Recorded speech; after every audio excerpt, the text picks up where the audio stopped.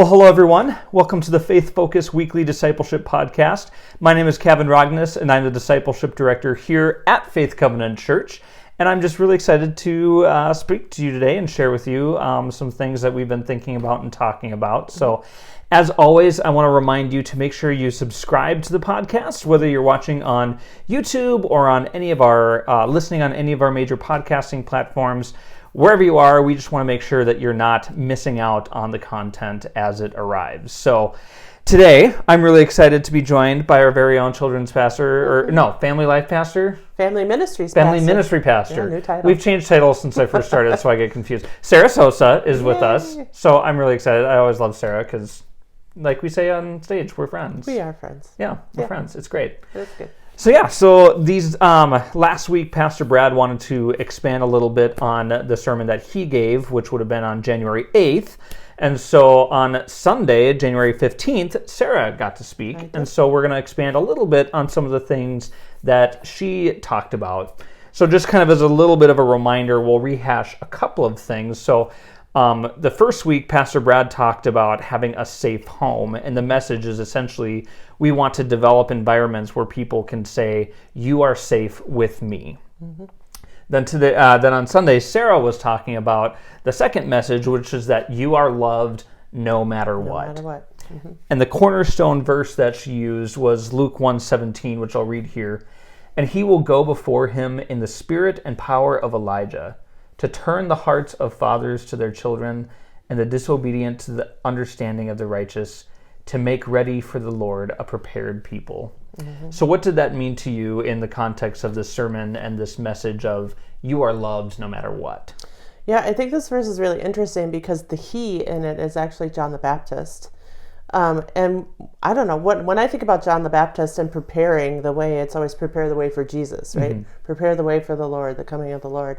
This verse is saying there's more to it than that. It is to prepare the way for Jesus, but also to prepare or to turn the hearts of parents, really, not just fathers, but mothers too, parents to their children, and then people to the wise ways of the righteous. People are being disobedient. So there's a lot of stuff going on in there, and John the Baptist is the catalyst kind of for all of it. And so I just think it's an interesting verse. But in the context of the sermon series, the piece of the verse that gets the focus is turning the hearts of parents to their children. And that piece is also reflected in Malachi 4, verse 6, right at the end of the Old Testament. So I find it interesting, and other scholars have as well, that the Old Testament closes with this thought of turning the hearts of parents to their kids, and Luke's gospel opens with recapturing that thought. So that's kind of where we built it. The verse actually is picked by Connected Families, who has built this framework that we're working through. And so that it was their pick, and I just got to speak into it. Yeah.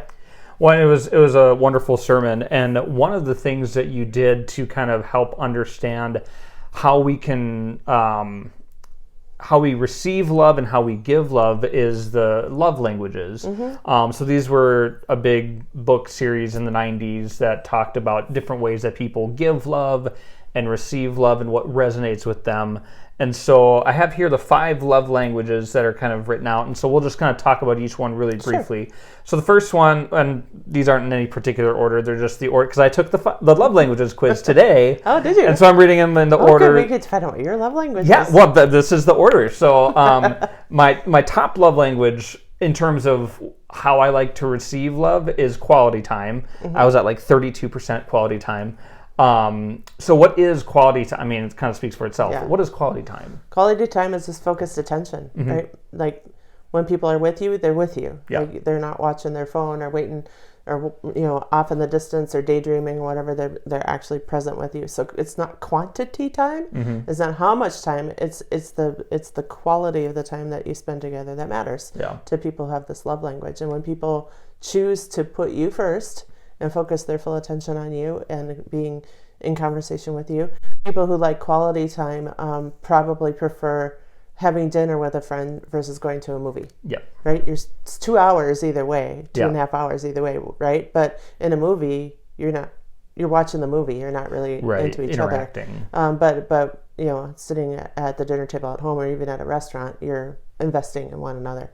So yeah, it's that focused attention. And like, I would rather have 10 minutes of a deep conversation than an hour of small talk. Yes. Like, yes. I don't do well with small talk. I'm just like, So then the next love language, which I was at 29% at, so still very close to my top, good, yeah. Is words of affirmation. So how would you describe that?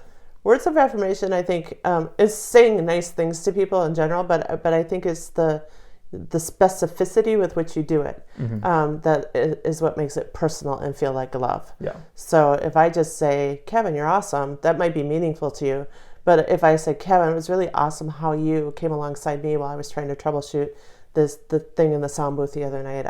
I was sort of at my wit's end, and you came in and you helped me figure it out, and that was super awesome. Yeah. So that's way specific, right? It's telling you what it is about you that made a difference and it was a blessing in my life. Yeah. So I think that's where words of affirmation, it's not just saying nice things about people, but to do it in a thoughtful, meaningful way. And specific too. Yep, specific. Yep. And like, not to say that, sometimes it is important to say the generic, I love you. It may feel generic, but it is meaningful and important. Yeah. I actually had a friend recently that was saying, sometimes at the end of a conversation or when somebody's leaving, you might say, okay, love ya, bye. That's great. But lately she's been more intentional about saying, I love you. Not just a quick love ya, it's just kind of a thing that you accidentally say without thought. Like really meaning it and really putting emphasis on it. Yeah. And the interesting thing, when you get somebody who doesn't have, where words of affirmation isn't a high love language for them, they tend to think that saying stuff like that's not necessary. Yeah.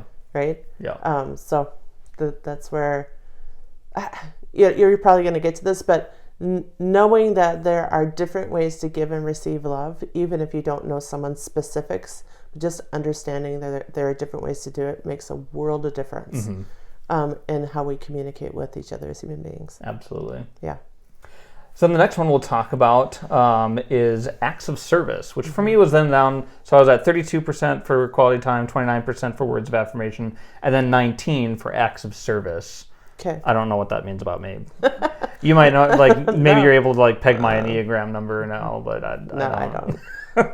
I don't. I know people who could do that, but not me. Yeah. No, acts of service is great. It's just doing thoughtful things for people, and sometimes it could be things that they don't want to do, but it could just be something they're not expecting you to do. Yeah. I was thinking my dad. My dad serves my mom all the time, and he goes to the store and gets their groceries, and then he comes home and he does the vacuuming, and then he decided that, it was kind of boring doing the vacuuming, so he got a Roomba. And then he was way into mapping out the rooms. But then they have this credenza, and Roomba would get stuck underneath it, so then he had to figure out how to put a bumper up so Roomba couldn't get underneath. Okay. So he sort of took his act of service to extreme, but my mom appreciated the whole thing from start to finish. So people who really have that ability to display that gift to somebody else are really, now you're tipping into spiritual gifts actually with that one as well. So, acts of service.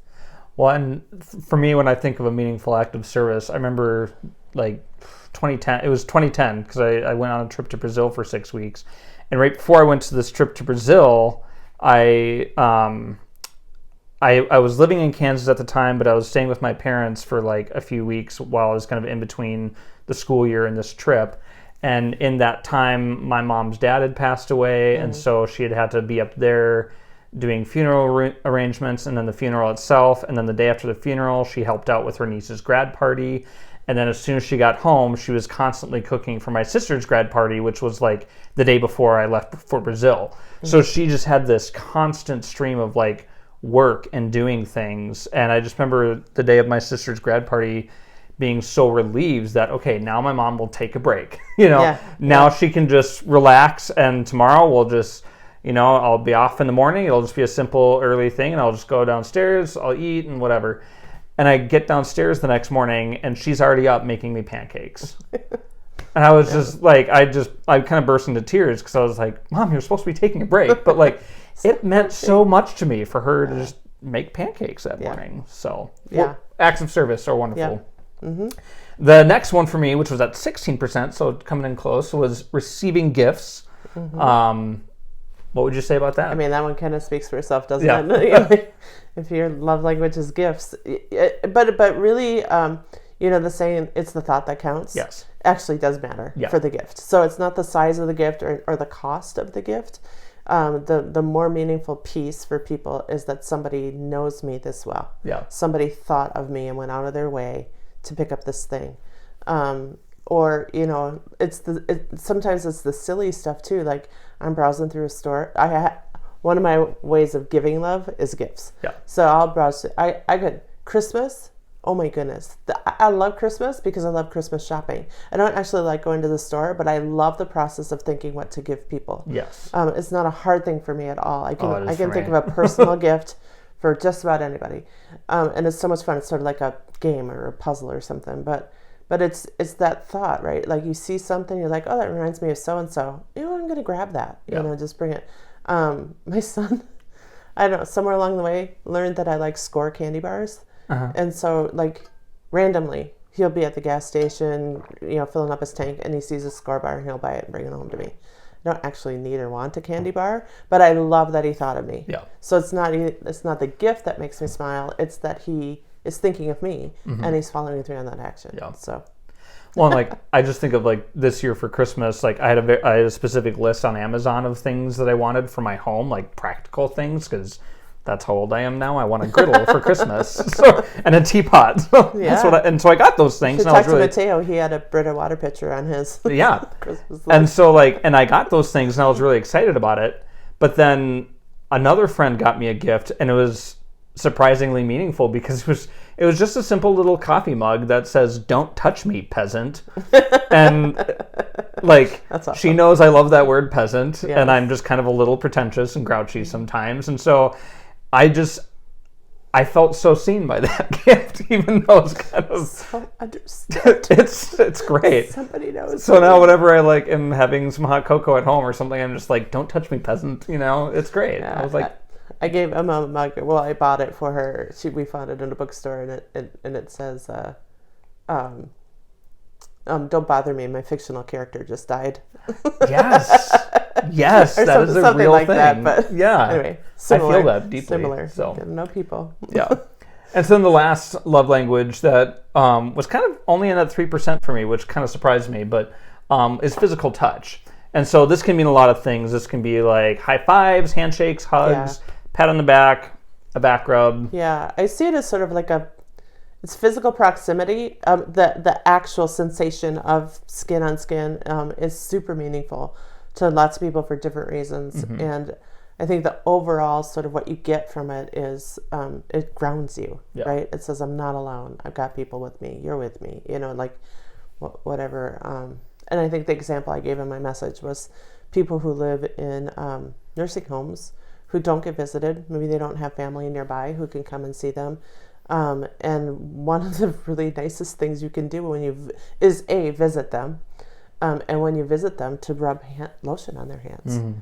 And just that sensation of somebody touching them and working that lotion into their skin is really life-giving. Mm-hmm. It's interesting.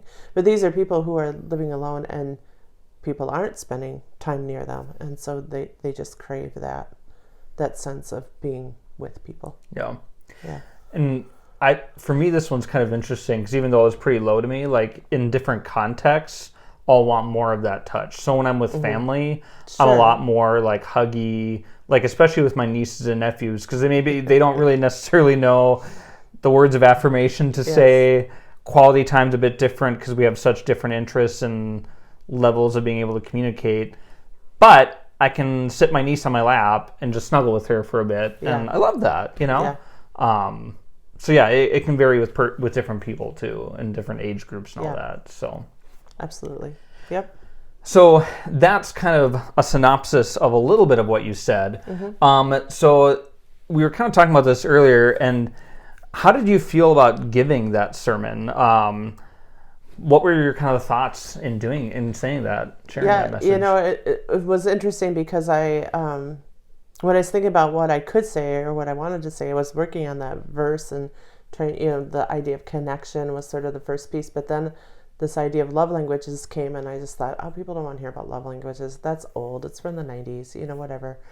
And then it just kept coming back, and it just kept coming back. And I've been around long enough to know that's likely the Holy Spirit poking at you, saying, stick with this. So I did, but I wasn't feeling like super passionate about it. Like it just felt like, I don't know, to be honest, I was like, people are going to think this is boring. Like it just didn't seem like intellectually brilliant, and I am an Enneagram 5, so that matters to me. So anyway, but out of obedience, I'm like, well, this is where God's leading me. This is where I'll go. And so I crafted the message, but again, I was like, this is not like a hit it out of the ballpark kind of message. Sometimes you write something or you do a project or whatever, and you just feel so excited about it and so proud of it. And I finished and I was like, okay, well, here we go. But then it's watching what God does with that, right? Yeah. So when you're faithful to what he's leading you to do, you just don't know what he means, to how he's going to use it. And it's going to go, he's just going to take things where he needs to take them.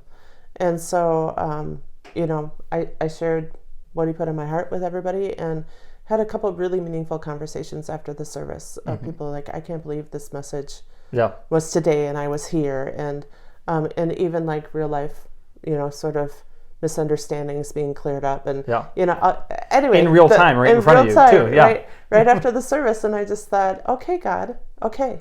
It's for these people that you put this message together, not for me. Yeah. And I don't have to think that it's like amazingly brilliant or exciting. Yeah. Right? It really isn't about me. And so that, I don't know, I was corrected. God put me back in my place, and that's a good thing to do. Well, and it's kind of funny because that's a more meta way of God telling you that you are loved. Yeah. Because this message that you were like, like God was like, no, you did well with that, and you said exactly what I wanted you to say, and you are loved. Thank you for doing that. Yeah. So, just never know. Yeah. So we also had the opportunity to do Q&A this Sunday, and pretty much every time we do Q&A after a sermon, we don't have enough time to get to all of the questions. Okay. So I sent in one question, and we didn't have time to get to it. So now I get the opportunity to ask her about it. More Q&A. Yeah. So this is, podcaster's privilege, I guess. Sure. Well, I kind of had two things, because the first one, you missed a love language. There's the love language of cinnamon rolls. Oh, yeah. I don't think that was in Gary Chapman's original book. Well, he missed it. So, right, so that must have been part 2. Cinnamon rolls, I'm telling you. Okay. They're a love language on their own. Yeah. So, okay. Yeah. And they stick with you. So. Yes, they do. And they've been sticking with me since 2020. For sure. Yeah. Okay. Thank you. Thank you for the correction. Yes. So there's that. The actual question that I did have, though, was how can I feel connected to family members when I have no common interests with them? Yeah. Or we maybe had similar worldviews earlier on in life, but then over time, our worldviews or beliefs about politics or religion or something has diverged in some way. Yeah. How do you maintain that feeling of connection with people?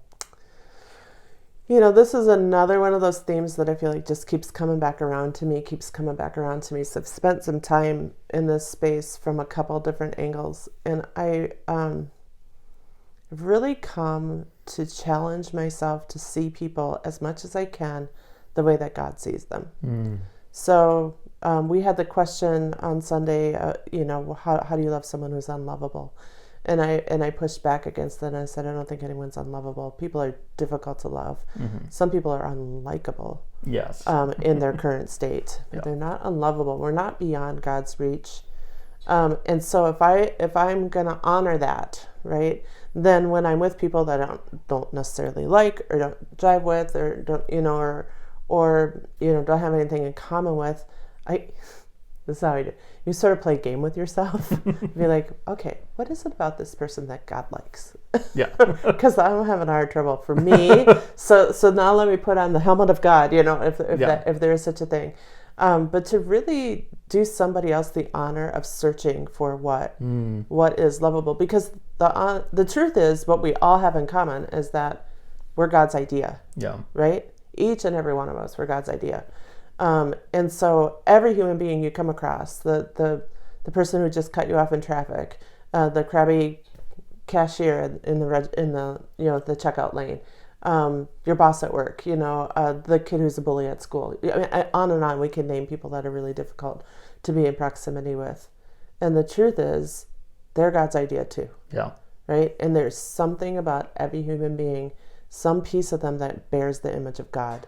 And so it's sort of like a big hunt. What is it? What is it about this person that can reflect God back to me? And that might take weeks, months to decipher. It's not like it's an instant necessarily. Could be, but I think if you're willing to do that, it gives you a little bit of patience, and you might walk away from an encounter saying, "Yeah, I couldn't find it, but I'm going to keep looking." Yeah. Right, and to make the decision, and I think sometimes this has to be a cognitive decision, because you likely it's not going to resonate with your heart. To make the decision to believe that other people are valuable, even if you have hard trouble finding what about them is valuable. So I don't know if that's helpful, those ideas, but that's the journey that I've been on in these spaces, and I just feel like God continuing to say, look for the best in everybody, whether that's a 2-year-old or a 20-year-old or an 80-year-old, family, friend, or foe, whatever it is, stranger. The alien among us, right? Like in scripture, the people who are not from our towns, in other words, people who might be different than we are. What's valuable about them? Because for sure there is something, whether we see it or not. So a couple other kind of questions I have that are related to this discussion that have just kind of been coming to me is, I mean, on this podcast, we've talked at different points about, there are times when a person is abusive or in some way toxic, and so we have that right to create boundaries. Absolutely. At some point. How do you love someone when you've had to create a boundary? Either a permanent boundary maybe, or a boundary of, I can only have to limit my time with you, or a boundary of no contact. How do you love someone even when you're establishing boundaries with them? Yeah. Honestly, I think it's okay also, before I get to answering that question, to allow yourself to be in a space where you are honest and you say, I can't love you right now. Yeah. I can't love that person. And I promise God that I'll work on it, but I'm not there yet. Yeah. That's honest. That's just being honest as a human being. Well, and I would argue even that honesty is loving. Yes. Yeah. And so even though you say you may be thinking, I can't express love to them right now, just the fact of being honest about that is a small expression of love and honesty. Right. And it just hints at that there's stuff that you need to take care of. It might be your own junk. It might be junk that was put on you by that individual or other people throughout your journey. And to just say, I'm just not there yet. And thank goodness, God, you love them, because I can't right now. But help me get to a place where maybe I could. And I think there are some people who have done horrible things to other people, and I don't want to mix up loving people, valuing people, forgiveness. Like, there's just so many facets to broken relationship, and trying to get to a healthy place. That's where boundaries matters. You absolutely matter, and you get to love yourself by taking care of yourself, and setting the parameters under which you're willing to live for a season. And that doesn't mean that God's not going to shift you out of that at some point. And again, that could be a 2-month journey, it could be a 5-year journey, it could be a 20-year journey. You don't know, but just be willing to engage the process. It's hard, and I don't at all. I was sort of worried about this during the Q&A on Sunday. I don't at all want to communicate that those people who have done harm in our lives, that's an easy thing to move through or past. It's not. No. And I hope that I did a good job of recognizing that. I hope I did a good job of encouraging people to seek the help they need, to build the boundaries and hold them in a healthy way. And then also figure out how now with these boundaries in place, can I continue a relationship with this person, and what does that look like? And that's really hard work to do on your own. Yeah. So having a professional alongside you, having family and friends alongside you, having this church alongside, pastors, whoever your people are, to lean in and help them help you be healthy in your relationships is really important. Well, something that I always come back to is that forgiving a person doesn't mean that forgiveness and reconciliation are two different things, because Absolutely. I may forgive a person, but they may not do the work that it takes to also reconcile with me. Likewise, forgiving someone doesn't mean that you have to start trusting them again immediately. No. They may have to rebuild trust over a period of time. And again, that just because you don't trust someone, that doesn't mean you don't love them. Yeah. It just means that based on previous experience, you don't think they're going to pull up what they're supposed to be doing in your life. Well, I mean, Pastor Brad just said in staff meeting this morning, trust equals reliable behavior plus time, right? Like over time, reliable behavior across time. And maybe the awful person in your life had reliably awful behavior. Yeah. You know what I mean? Yep. So instead of building trust, they built distrust. Yeah. So that takes time to care for and to deconstruct too. So there's human beings are messy. Yeah. We are sinful, and our ability to do all these things, we can talk about it in sort of an altruistic way, but then to actually roll that out and into your life, I think, is difficult. And forgiveness doesn't mean that it whitewashes and gets rid of or negates what happened in the past. Like that still happened. Yeah. Forgiveness is about moving forward. And so, it's a lot of stuff to carry. Yeah. And we definitely don't want to, I mean, sometimes when we give these kinds of messages from a pulpit, it's a really easy message to give, like, love everybody. Right. But I know you and I both don't want people to think that we just think that's easy to do. No.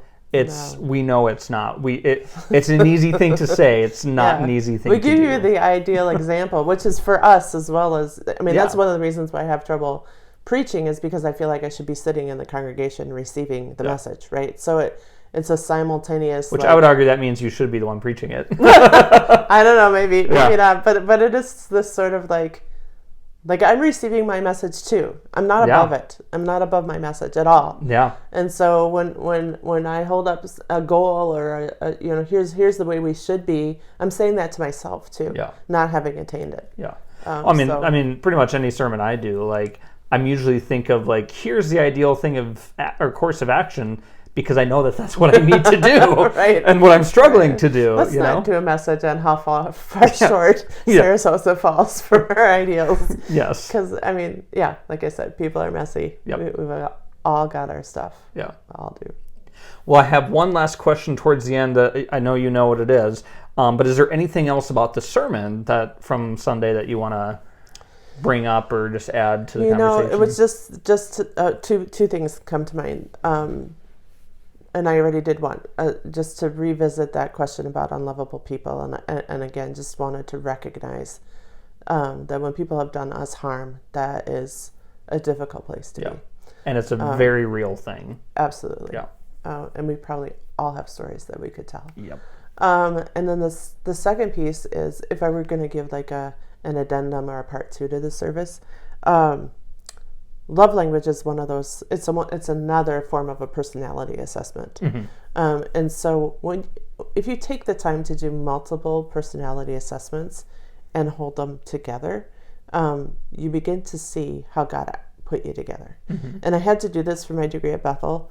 I had to, believe it or not, so we took Myers-Briggs, the MBTI assessment, Enneagram, Strength Finder, Sacred Pathways, which is about how you best interact with God in the world. And there's 9 different pathways. And then A Fruitful Life, which was an assessment that the professor had made up on his own. I don't think it's out in the world anywhere. But anyway, we had to do all 5 and then write a paper about it. A 40-page paper. Wow. I had to write a 40-page paper about myself. No, thank you. To me, that's no problem. I was like, who cares? Who wants to read a 40-page paper about Sarah?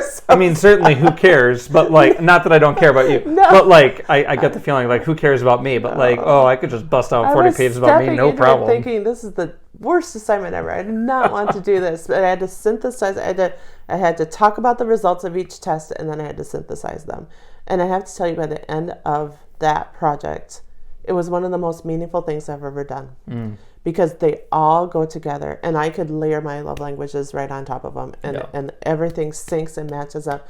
And it was the first time that I was like, oh my goodness, this is who God made me to be. Yeah. This. And he picked it for me. It's not a mistake. It wasn't like he shook it up and, like a snow globe and you just let it fall, or a special, or what is it? What was that? Not a special 8-ball. Magic 8-ball. Yeah. Special 8-ball. Sounds like a pool game. Can we play special 8-ball? Magic 8-ball. Shake it up and see what you get. Like this big. Can you tell when I grew up? Oh my goodness. Anyway, all that to say, how you are put together was done with thought and intentionality, and so the piece I would add is to just sit with that for a moment. And if you have done or want to do one or two other personality assessments and hold that up against your love languages, I think you will see continuity there. And maybe for you, like it was for me, it'll be this aha moment. And I just finally was like, I know who I am, and I don't have to apologize for parts of me anymore. Yeah. Right? That was really important work. So if I had 10 more minutes in my sermon, I would have maybe added something about that. Sounds good. Well, so that's all that we wanted to cover for the sermon piece.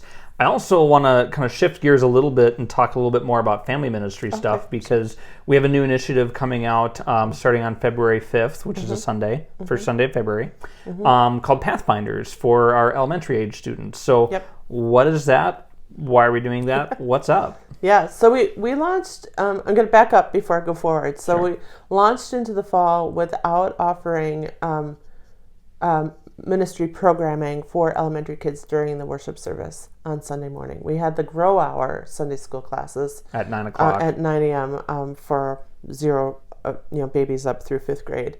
But during the worship service, we were only providing nursery and preschool ministry. And the reason for that was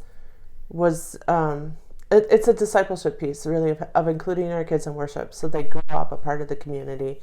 It's their space, and they understand the language of worship, and they bring a freshness and a curiosity and a wonder that we all need, and all of that. And so that was the goal.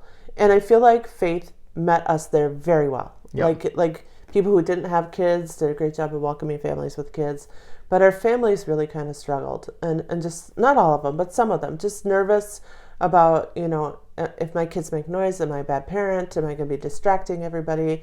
And I think, too, our parents are tired. Yeah. COVID's been a long haul for them. It's still rerouting their lives and their activities and whether or not they can travel and the whole 9 yards. And when you've got 2 or 3 or more kids in the mix, like, it's just upheaval all the time, and our parents are exhausted. And I think they just valued a space where, they could just be focused for a moment and not be, scattered trying to help their kids focus. So, there's the in-between space, right? Of, again, here's the ideal, but here's what it looks like to live life practically. And at Faith Covenant, we really want to come alongside families and meet them where they're at.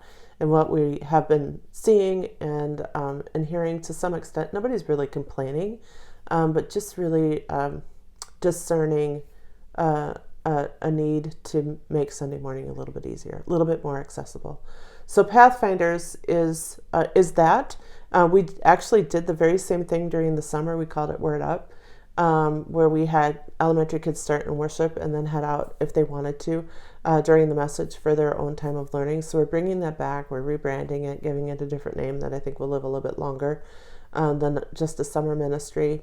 And it's just a way to come alongside families and say, we see you, we hear you, we want to make Sunday morning an easier yes for all of you.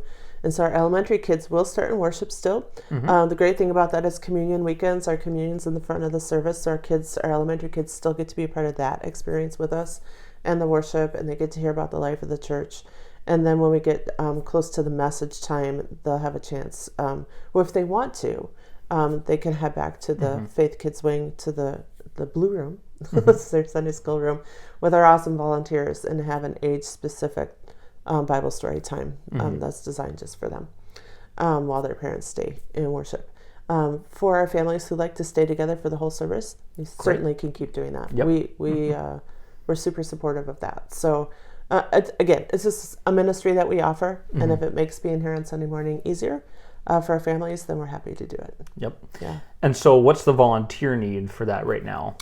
We're looking for... Because we don't want to just put a bunch of kids in a room alone and see what happens. Yeah. Interestingly, we have had a number of volunteers step forward to staff that elementary piece. The place where we're struggling is preschool. Okay. And that's because alongside this elementary ad, what we added back in was nursery and preschool ministry the first Sunday of the month. So on communion Sundays, we have been having no children's programming at all, and all in experience in the worship service. Again, to make it a little easier for families, we're going to offer nursery and preschool on communion weekends. So every Sunday, nursery and preschool for the whole hour, and then our elementary kids just during the message. But adding in that extra Sunday means we need 2 more volunteers a month at a minimum. But we actually need more than that. It gets a little hard in Minnesota. It gets a little harder than winter because we have people who travel, who go to warmer places. I don't know why. Why wouldn't you want to stay in Minnesota with all? You're going to a warmer place next week. Ice. I am, but that wasn't not on a Sunday. No. Anyway, yeah. So all that to say, we probably could use like a half a dozen. 1 or 2 helping out in the elementary area, and the rest in preschool. And that could be an assistant. So you're in with the elementary kids, it's like a half hour, short time. You're in during the message, and you're just sitting alongside kids, building relationships as somebody else teaches the Bible story. Or if you like to teach, we use a video. So that they'll watch a 3-minute video Bible story, and you just follow up. There's some question and answer stuff and activities. Super easy and fun. It'll be interactive and fun. And our preschoolers, that would be for the full worship service. So the full hour. And again, we do have teacher needs in the preschool room, and then also assistants. Sure. So both. Sounds good. Yeah. Well, there's a lot going on with children's ministry, and so I want to say thank you to you for all that you do. Welcome. Even though I don't have kids that get to benefit from the work you do, it does benefit our church. And so I'm really grateful to have you on our team, as well as Shelley Brinkman, who is she's fantastic. Yeah, she is our administrative assistant for all the children's and youth stuff. So she's also does great work. So if you're interested in volunteering, or if you have more questions about any of those things, please contact Sarah or contact Shelley Brinkman. So any last words for today? Kevin is awesome. Is that good? Words of Stop. affirmation. Making me He's blush. awesome because he does podcasts. Is that specific enough? Yeah. Well, and this was quality time, and It so was we're quality hitting time. What's 29 plus 32? Do you feel so loved? That's like 61% of my love language that Sarah has fulfilled today, just in this short amount of time. So thank you, Sarah. I'm a team player. Yeah. I'm all about helping. And thanks to all of you for watching or listening. We really appreciate it. And as always, if there's ever topics that you want us to cover and delve into, please let me know. My email address is in the description of the episode. And I'm also going to put a link to Sarah's message on Sunday in that same place, so that you can take a look at that if you missed it, or if you want to kind of revisit some of that. So thanks again for listening and watching, and we hope that you have a wonderful and blessed day. Yeah. Bye-bye.